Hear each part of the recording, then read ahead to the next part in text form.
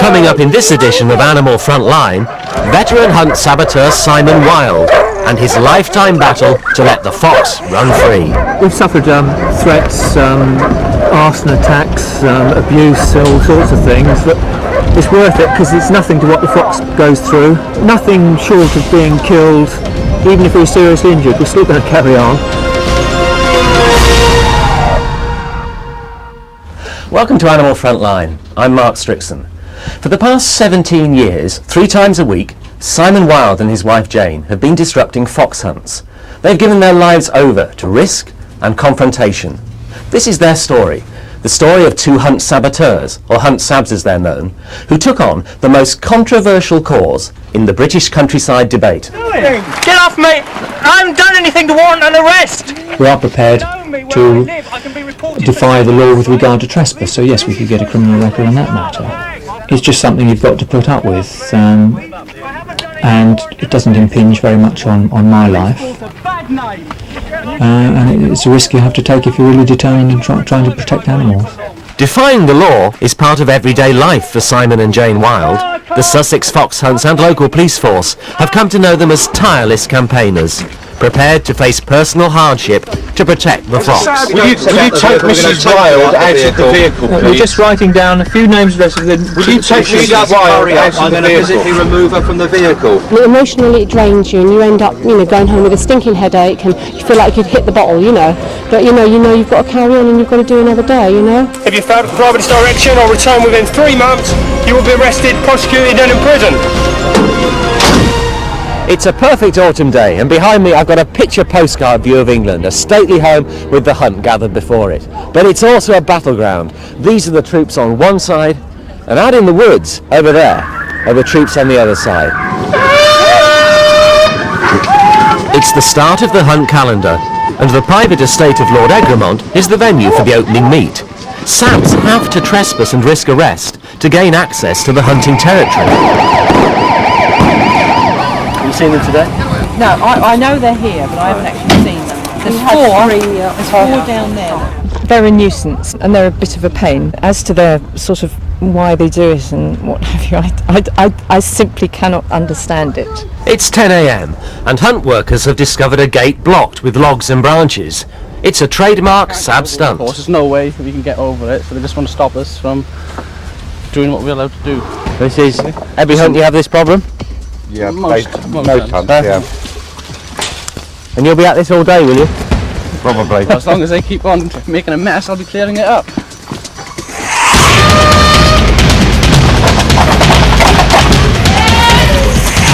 By midday, Jane and her group of sabs have switched tactics and are working ahead of the hunt. Right, well with this whole area back there we've actually cleared out of foxes, there's no foxes in there. So if the hunts start to come in there, it's totally sterile. And really we've done as much as we can, we've tied up all the gates and everything, they're going to have a lot of trouble trying to get through. How's the day going for you so far? Well, so far so good. People have kept up with them quite well. The rook scare is going off throughout the woods rather well. You've heard them? Yeah, you've heard them. What, with a house on the left? There's confusion as to whether they've packed up. The police have told people they've packed up, but we think they might have actually gone right over the other side of the walls there now. So we're just going to head on as quick as we can, see if we can head them off. By 4 o'clock, the hunting day is over.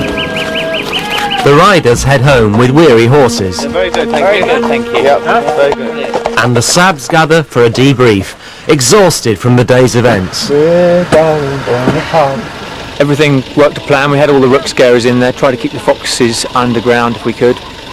That seemed to work quite well. We got on, put 2 or 3 foxes in there. I've been driving around most of the day, but I know from everyone who was there, we had people up with them all day. Some people got lost, but people were with them. Pretty certain they didn't kill in there. And they came out, started moving westwards, and that's when I started getting involved, got in with them. And we were pretty much up with them all the time. We certainly flushed out the foxes. All in all, we're pretty satisfied. We don't think they've killed. Simon's success as a saboteur is due in part to a sabbing kit, which he takes on every hunt. Clipping it like that, the idea is that the hounds will then think, yeah, the huntsman use it.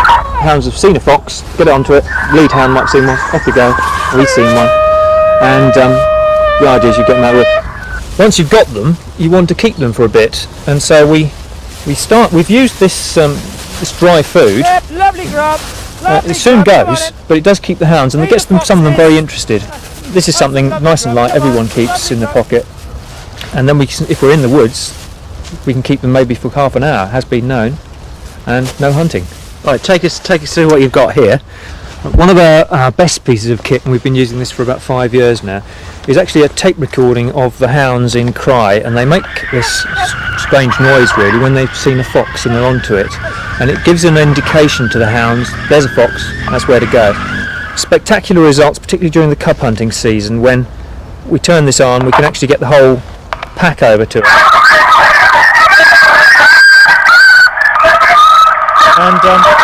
And the other advantage of it is if we turn it up full volume, it's so loud, it again masks the huntsman's communication with the hounds. And that crying is the hound saying, we found something, everybody come over here. Yeah. And at its best, you turn it on, it's like a magnet to the hounds, and you'll get them from a quarter of a mile away sometimes, and then you start running, and we're off, and we take them as far as we can. Last but not least, a bit of jute rope, very cheap, very light, keep in your pocket.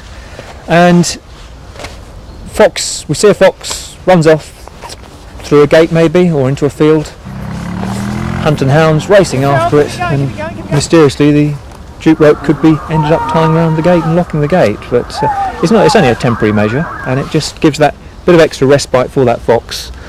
And if the hunter are a bit upset by it, well, it doesn't last very long. What do you think the success rate is? Job to know, but I think most certainly they would be killing at least one each time they're out, if it wasn't for us. And what we find, even if we're absolutely hopeless and we didn't have any kit at all, if we just turn up there, we stop them killing because we stop them digging that fox out. But the camera is Simon's most effective weapon. It brought him massive media attention when his Copper the Fox story made the newspapers and the evening news. But for our intervention and getting immediate veterinary care to it, it would have died from trauma as a result of the initial attack by the hounds. Simon's hunt sabs had grabbed an injured fox from the jaws of the pursuing hounds. The fox then escaped into a shallow rabbit hole. Next, a policeman volunteered his helmet as a shield to stop the hounds reaching it. That stops you from getting bitten. It's media coups like this that have helped shift public opinion against hunting with hounds. He's now conscious, but severely traumatised, and I think at this stage the trauma of being chased, attacked and being down this blind tunnel was just too much for him. But after about an hour of initial care at the veterinary surgeon, he made a full recovery, and he then had another couple of weeks treatment for mange. He had some mange on him, and he was released in an area where they don't hunt the foxes.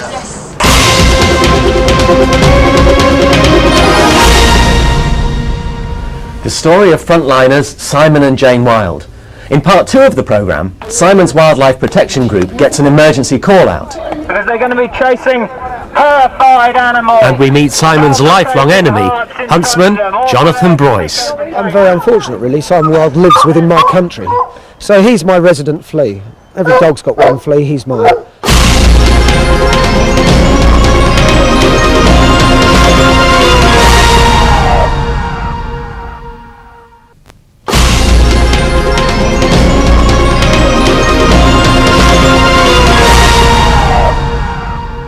Welcome back to Animal Frontline.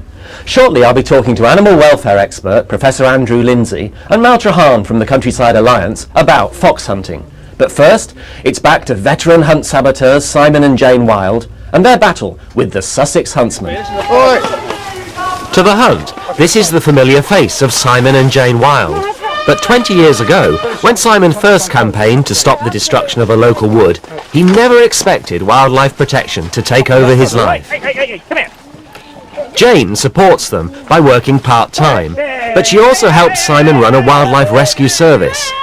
wildlife issues are now practically my full-time occupation, because we're running a voluntary society, but it's got busier and busier, and once you start doing things in a voluntary organisation, there's no shortage of work. It's not a 9-to-5 job, it's a 24-hour job. Yesterday I've got 2 cage traps at Chichester Graylingwell Hospital. 2 foxes have got, now they've chased one out, but one's in there and they're trying to trap that. During the night, the fox has indeed become trapped, and builders arriving on site to start work make an urgent call to Simon. The fox is actually going into the roof. It's a brand new building, and he's been going up the stairs, and he's actually sleeping in the attic area, in the loft, because there's all this lovely bedding all been put down, and he thinks that's lovely, And the trouble is, he's been going up, and he's actually been sleeping up there, which means that Then they lock him in. security come along at night, lock him in, and he's stuck in there then, you see, until the morning, which means he's not getting any food. He hasn't got mange. He's got a lesion on the side where you can actually see that he's caught a side of him. He's just in a poor He's not too condition. frightened, actually. No. He's The not fox frightened. is secure in the trap, but needs to be seen by a vet before it's released. I think he'll be alright. Right, well we've got it all ready for her, Simon, so... She's light, but it feels heavy. I know, she's starting to move around a bit. And let's just... If you swing that Swing it right round. Right, okay, now. Whoa, straight there. Good girl. It's good. You lay down in the corner. That's it, good girl. She's very thin, Graham, but that's a female, isn't it? I think it is. As far as I've seen so far, I think it's a female. Yeah. And definitely this year's cub. But what we'll do is obviously we'll treat that mange, because you are right, it is mange and not the irritation of the Well, fibre. the eyes are good, aren't they? Yeah, it's not reached the point where it's affecting the eyes. I know she's thin, Graham, but how old do you think she is? About 6-7 months. Is that all? Yeah, very tiny. Hopefully by the time she goes back, which is in about 4 weeks' time, Yeah. she will be in fact a lot fatter. Yeah. Because she's booked in for bed, breakfast, evening meal. Yeah. It's almost a shame to release her back. It is actually, but back they must go, of course, Yeah, being a wild creature. Yeah, yeah. This fox is safe, but others may not be. Behind these walls, over 100 dogs are being trained for blood sports. They're the workforce of the hunt. Pack animals taught from 6 months old how to track and kill foxes. Hound control is down to one man, Simon's arch-enemy, Jonathan Boyce. Well, they've tried every trick under the book. I mean, so they try putting scent where they know the foxes run. They'll leave a false trail of citronella or bad perfume, anything to try and discourage the hounds from hunting the line of the fox. Once or twice, the hounds will be fooled by it. But it's like any hound, any dog. If you try and fool them and trick them, they rise up to it. And they understand that when I blow the horn, it means something, and they'll do it. When the saboteurs blow the horn, they realise it's a waste of time. And hounds soon learn which horn to go to. Is it a same group of people every time? Because we're talking to Simon Wilde, and he appears to go on every hunt. Well, he does. We say I'm very unfortunate, really. Simon Wilde lives within my country, so he's my resident flea. Every dog's got one flea. He's mine. Come on, get your grub, come on, tastier than down there, come on. You know, if he lived somewhere else, I expect he'd protest against another hunt, but he doesn't, he lives here. So, if I've got him, somebody else hasn't got him. So I know somewhere else in the country, people are enjoying themselves without his company, but I've got used to him, I've known him for a long time, and I've learned how to deal with what they do. He can't stop the hounds or interfere with the hounds, and I know, I wish he would just go about his protesting not quite as forcefully. I don't object to him being there and trying to influence others, but they're a bit forceful the way they protest. Following a tip-off, the Sabs gather at Simon's house. A cub hunt plans to meet in the morning. New hounds will be introduced to the smell and the taste of young foxes. We're going to be waiting, looking for the hounds van. Simon and his group organise themselves with military precision. Nothing is left to chance. They want to be there just as the sun's rising, because they know that come about 9:30, when the sun actually starts coming up, and it'll get rid of the scent. And they really want to be there with these young hounds to get the best possible scent, because they're training them. What I'm doing is we're getting food organised, ready for the hunt tomorrow, because the hounds are actually starved the day before, which means that they are starving hungry. The reason why they've actually been starved is because the more it gives them more scent. So when you're hungry yourself, you're hungry, it means that you can smell better, and that's exactly what they want the hounds to do, to be able to smell better. And basically that means that they're not so interested then in sort of chasing that fox, and they're not looking at him as a meal, as dinner. And it's a horrible job, and I don't particularly like doing it, but it's something that has to be done, and if it manages to save a fox on the day, then so be it,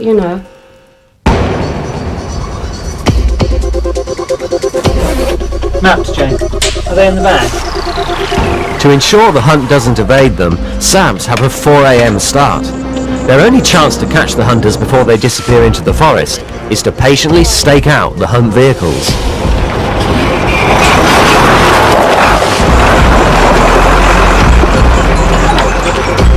So you come out of Billingshurst, head towards Petworth Road, okay?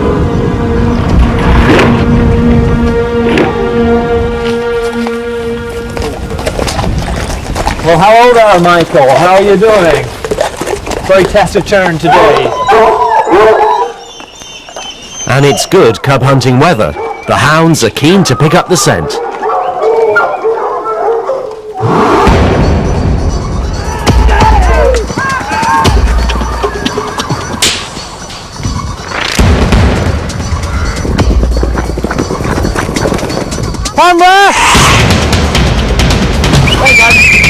Halfway down to Miles to Dumpford, over.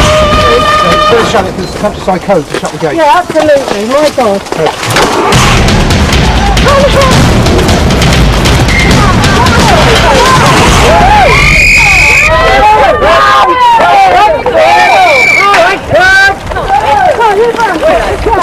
Some days they interfere and have success, and some days they won't. They cause as much confrontation as they can. But we're still able to do our job, so we'll carry on hunting. Well, so far it's quite good. They haven't actually killed anything. You can't dig out anything. So we're having quite a good effect, but we've just got to keep up with them for the next half hour, and that's it. If we can last another half hour, they're finished. Very good, all having my part. The hunt has finished. No fox cubs were killed, but the hounds will get their chance on another day. Taking on the hunt has been a lifetime's work for Simon and Jane. Given their time again, they said it would change nothing, but they admit that their frontline lifestyle has strained their relationship. Well, the thing is, we argue a lot. I mean, the thing is, we have arguments when we're out, when we're actually on the hunts, and then we go home and we sort of discuss things, and we might say, well, we should have done this or we should have done that, and then things get on top of us because it's all too much sometimes. And I mean, we're trying to keep a home going, we're trying to keep a family going, we're trying to keep the marriage going, but at the end of it, we sit down and we can say, right, we've done this with our life, we've tried to make that little mark, that little footprint on the world, that some people don't do. And when we're sitting in the nursing homes, I've said to Simon, when we're gnashing our teeth and we're sitting there sucking our ball sweets, watching TV, we know we've done something, and that's more than a lot of people can say. Well, in a nutshell, it's the same philosophy that Henry Salt had, who founded the Humanitarian League, which really founded the modern anti-blood sports movement, and it's this. The motive that you will find most strong, the simple rule, the short and long, for doing animals no wrong, is this, that you are one.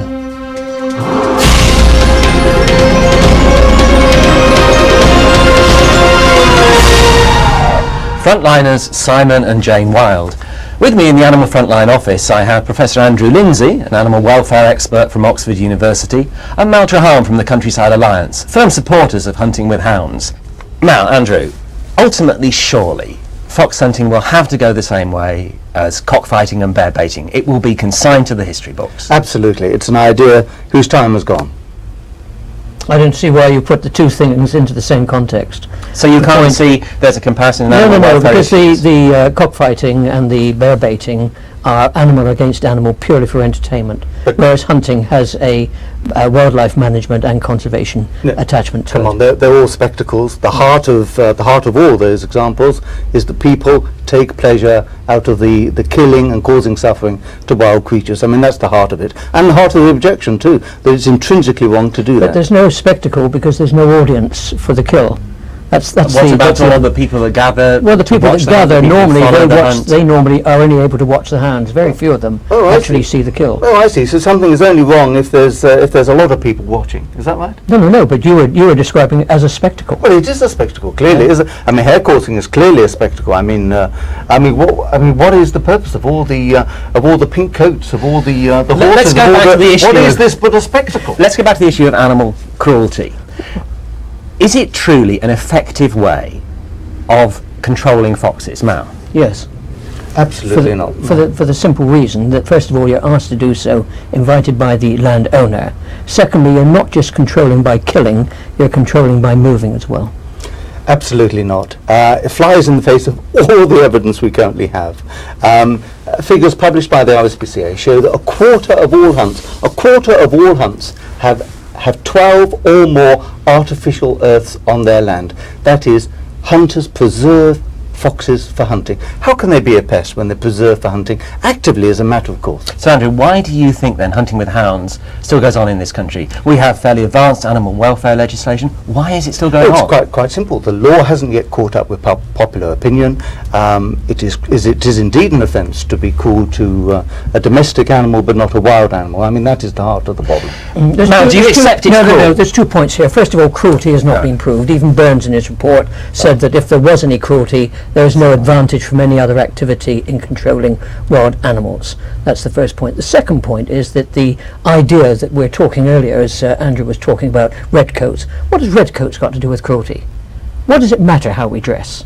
It's an absolute nonsense. This is the paradox that we're trying to fog the issue by bringing all those other social class issues and every other thing into it. All I was trying to say is that hunting is ineradicably a spectacle, and the heart of that spectacle is that people taking pleasure out of someone else's pain. No, that is the heart of the problem. That is an absolute nonsense. The point being that if it was purely to take pleasure out of pain, these same people, in the main, not all of them, but in the main, have animal husbandry as one of the most important parts of their own activities and industries. It seems to me that Mel can't have it both ways. Either it's a sport or it isn't a sport. It's obviously a very emotional debate, and you come from opposite ends. Yeah.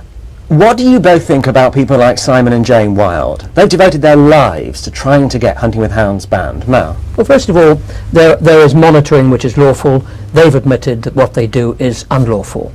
To do that and to tie up the police, I think, is first of all reprehensible. But secondly, I think that if they tried to do that activity for some reason, with hunting they get away with it. If they were to do it in safe ways at some other supermarket or some other central town centre, they would be locked up in 5 minutes. I'm not in favour of illegality, but I think they're pretty much heroes actually, and I admire their self-sacrifice and their courage. Well, Andrew Lindsay, Mal Tahar, thanks for joining us in the Animal Frontline office.